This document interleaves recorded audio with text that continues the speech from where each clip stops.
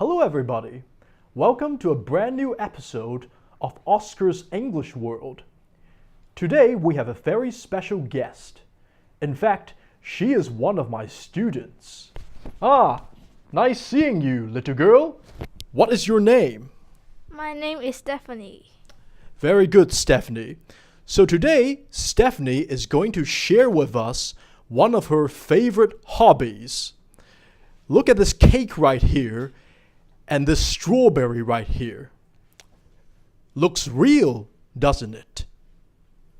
Okay, Stephanie, is this a real cake and is this a real strawberry?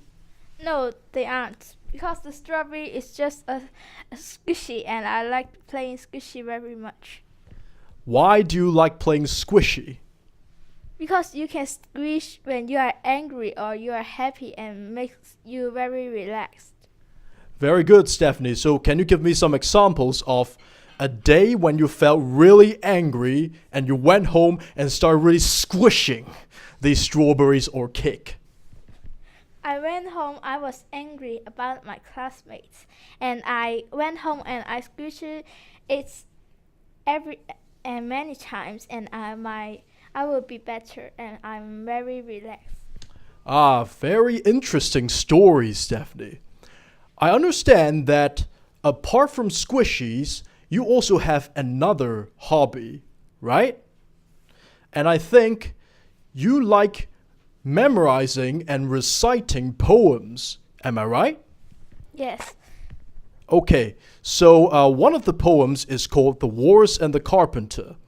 And first of all, let me demonstrate a few stanzas of the poem first, and then Stephanie will have her go. The Walrus and the Carpenter. The sun was shining on the sea, shining with all his might. He did his very best to make the billows smooth and bright, and this was odd because it was the middle of the night. The moon was shining sulkily because she thought the sun had got no business to be there after the day was done. It's very rude of him, she said, to come and spoil the fun. The sea was wet as wet could be, the sands were dry as dry. You could not see a cloud because no cloud was in the sky. No birds were flying overhead, there were no birds to fly. The Walrus and the Carpenter were walking close at hand. They wept like anything to see such quantities of sand. If this were only cleared away, they said, it would be grand. If 7 maids with 7 mops swept it for half a year, do you suppose, the Walrus said, that they could get it clear? I doubt it, said the Carpenter, and shed a bitter tear. Oh, oysters, come and walk with us, the Walrus did beseech.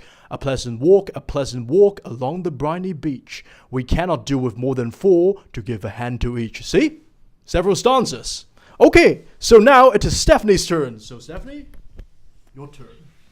The sun was shining on the sea, shining with all his might. He did his very best to make the billows smooth and bright. And this was odd because it was the middle of the night. The moon was shining sulkily because she thought the sun had got no business to be there after the day was done. It's very rude of him, she said, to come and spoil the fun. The sea was wet as wet could be. The sands were dry as dry. You could not see a cloud because no clouds were in the sky. No birds were flying overhead. There were no birds in the sky. The Walrus and the Carpenter were walking close at hand. They wept like anything to be, such quantities of sand. If this was only cleared away, it would be grand. If 7 maids with 7 mops swept it like for half a year, it would. Do you suppose, the Walrus said, that they would get it clear?